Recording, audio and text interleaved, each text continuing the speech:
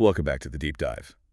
So today we're doing a really focused one. We're taking a single incredibly powerful source, the ancient Persian story of Siyavash. And we're going to try and distill what it tells us about integrity, about injustice, and the kind of legacy that only truth can really leave behind. It's such a foundational narrative, and what you're getting here is the story of a man whose moral integrity, it wasn't just a passive thing he had. Right. It was an active force, and it was constantly being challenged and tested, and in the end, affirmed in these ways that, well, they kind of defy earthly logic. And his whole story is basically set up in this one image at the very beginning that's just, it's impossible to forget.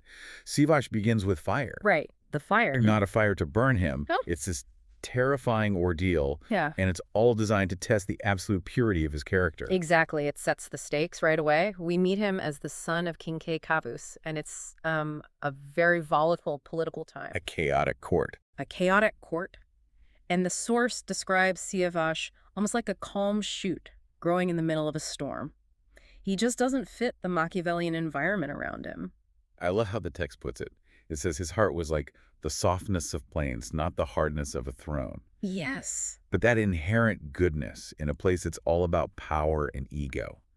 I mean, that just makes him a target, doesn't it? It makes him the most vulnerable person in the palace. Absolutely. The court of Kavus was, you could call it institutional paranoia, just chronic suspicion. So when that kind of genuine character meets that kind of corruption, conflict is inevitable. It's predetermined. Okay, so let's unpack that. We have this toxic royal court, and then there's a specific catalyst that just ignites the whole drama. Who was it? That falls squarely on Sudebe, the lady of the palace. She becomes, well, completely enamored with Siyavash, who is her stepson. Right. And Siyavash, being honorable, he rejects her. He does. He's a man defined by duty, by respect, even when it puts him in real danger. And as we know from every great tragedy, unrequited desire rarely just fades away. It tends to become a weapon. It curdled instantly. It became what the text calls tamat slander.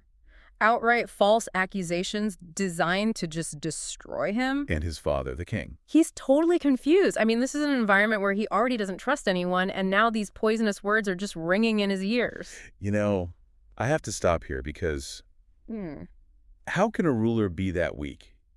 If you can't tell the truth between your own son, a known man of virtue, and your wife, who's clearly driven by some unproven emotion, how do you rule an empire? That is the crucial point. The truth was just lost, as the source says, in a halo of doubt. His inability to be a judge paralyzes the court. There's no functional judicial process for this. Sudebe is powerful. Siyavash is the heir. The king is just trapped. So a complete failure of the system to deliver any kind of justice. Precisely. And that's what forces this shift toward the spectacular. This story shows how easily a reputation can be poisoned by envy, and the innocent person is forced to seek not just legal vindication, but something bigger. something monumental, divine almost. Yeah. Because facts weren't enough to fight the slander. They needed a spectacle. And a spectacle is exactly what they prepared. The decision was made for judgment. There was, and I quote, no way but the fire. Chilling, isn't it? It's so simple. If he is pure, the fire will spare him. The trial of purity. And this scene is designed for maximum tension. You have to feel the dread. This wasn't just a symbolic little flame. The entire plain was piled high with firewood. The flames rose so high the air itself turned red. And Siyavash's choice in that moment. I find that fascinating. You're facing an inferno, but the text makes a point of how he approaches it. Yes. His vulnerability is the key to his virtue. He entered the fire without armor and without malice. Completely exposed. Completely exposed, on his horse, right into the center of that roaring fire. He wasn't trying to prove his physical strength. He was proving the strength of his soul. That moment must have felt like an eternity for everyone watching. The heat, the roar. I mean, did anyone actually think he would survive? Historically, no. These trials were almost always lethal. But Siyavash, he walks through the deepest part of the fire, and here's the unforgettable detail. He comes out the other side without smoke or mark. Untouched. That's the aha moment, isn't it? The fire didn't just fail to burn him. The source says it. It stepped aside in respect for his purity. It's a total reversal. The most destructive force in nature literally acknowledged his integrity. This is more than just proof of innocence. Oh, it's a cosmic endorsement. His truth was so absolute, it transcended the laws of nature. You know, it makes you think about today. Public figures go through a trial by fire in the media, and even if they're cleared, The smoke, the mark of the accusation, it always stays. Exactly. But Siyavash was so innocent, he didn't even smell like smoke. So, innocence proven. Slanderer disgraced. Siyavash restored. The story should end right there. Justice is served. That would be the comforting ending, wouldn't it? But this is a tragedy, and it's built on a very cynical view of human nature. So peace didn't return to the court? Not at all. But why not? I mean, a miracle literally just happened. What possible reason could there be for any distrust? Because the shadow of accusation, even when it's disproven, it's a sticky, persistent thing. The court was just too toxic. So his father knew he was innocent, but the doubt, it had already done permanent damage. It did. Structural damage to their relationship, to the politics of the court. And Siyavash's heart just grew heavy. Knowing his proven truth didn't guarantee him safety or respect, not even at home. So he leaves. He chooses to leave. And he doesn't just go to a friendly kingdom, he heads to Tehran, ruled by his family's mortal enemy, Afrasiab. I mean, that seems like tactical suicide. It does on the surface. But Siyavash wasn't looking for political advantage. He was seeking emotional and moral refuge. A place where honesty could reside, as the text says. Exactly. He was trading physical danger for psychological peace, hoping that, paradoxically, he might find integrity among his enemies. And for a while, it works. He finds this period of amazing calm. Afrasiab, the king of Tehran, honors him. A genuine bond forms, built on respect, not politics. He even builds a city in his name. It really seems like his destiny had finally smiled. And that piece is so critical to the story because it shows us who Siyavash could have been, a virtuous builder, a leader, but destiny's smile was fleeting. So it happens again. It happens again. His purity, it's like a force of goodness that just can't survive in a world ruled by ego and jealousy. But why there? He left his father's corrupt court. Why did the corruption follow him to a place where he was an honored guest? Because of Hazad jealousy. His simple, undeniable integrity threatened the people who had built their power on lies and manipulation in Afrasiab's court. They couldn't corrupt him. So they had to eliminate him.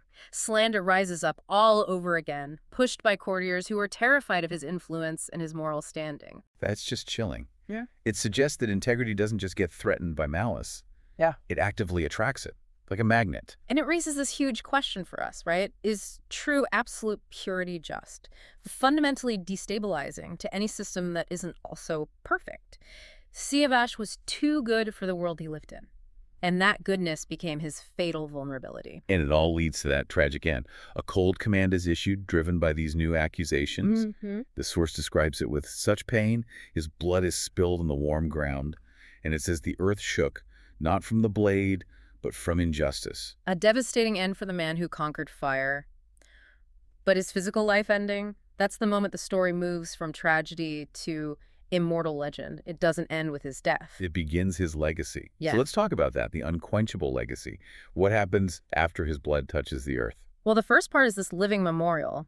It's said that from his innocent blood, a unique plant grew, a green and slender plant. And every single spring, that plant emerges from the ground. So his memory isn't kept in statues or books. No, it's a physical, natural thing, eternally linked to the soil where he died. So truth literally springs up from the ground, even after it's been crushed. But the legacy's active too, right? It involves his son, Kay Khosrow. Absolutely. The plant is the memorial. The sun is the restoration. Years later, Kay Khosrow rises from that same soil, driven by this inherited need for justice, for Dad. And he's described as acting like a gentle fire. A gentle fire. He finishes the work that the trial by fire started.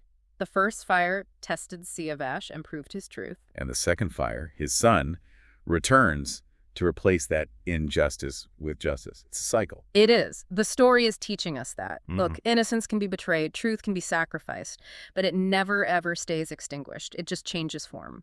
From a man to a plant to a son, always reemerging. So what's the core teaching here for you, for the listener? What's the final synthesis? It's about the power of that integrity. Siyavash proved his innocence with fire, which affirmed his truth to the heavens. But when the world betrayed him, he embedded his virtue into the very earth itself. He perpetually calls the world back toward justice. He shows us that integrity isn't a shield against tragedy. It's the seed of restoration. Right. So just to quickly bring it all together for you listening, we followed Siyavash from his noble start through that dangerous betrayal by Sadaba to the absolute proof of his purity in the trial by fire. Then we saw the sad truth that purity doesn't guarantee peace, leading to his exile and that final tragic betrayal driven by relentless envy. And the value here is understanding this as a metaphor. For your own life, for the world. He was successful every single time his purity was tested, even though that very success, that absolute character, is what ultimately cost him his life. And that leads us to a final thought from this ancient text. If innocence has to constantly rise from the earth, like a plankton spring, or be restored by a returning sun, generation after generation, what does that really suggest about the permanent, maybe even inevitable, presence of injustice in our world? Is that struggle for justice, for dad, is something that can never really end, but has to be embraced as this continuous, cyclical responsibility? Something to think about until our next deep dive.